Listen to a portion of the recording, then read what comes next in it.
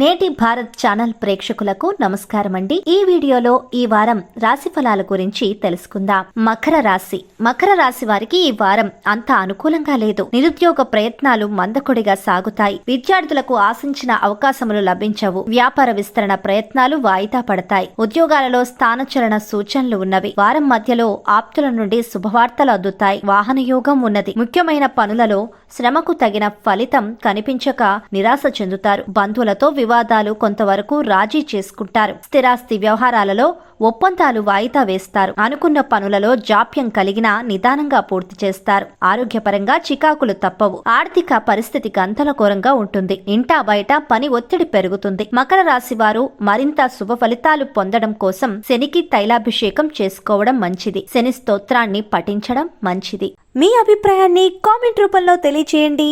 Latest news కోసం నేటి భారత టీవీ ఛానల్ ని సబ్స్క్రైబ్ చేసి బెల్ బటన్ ని క్లిక్ చేయండి.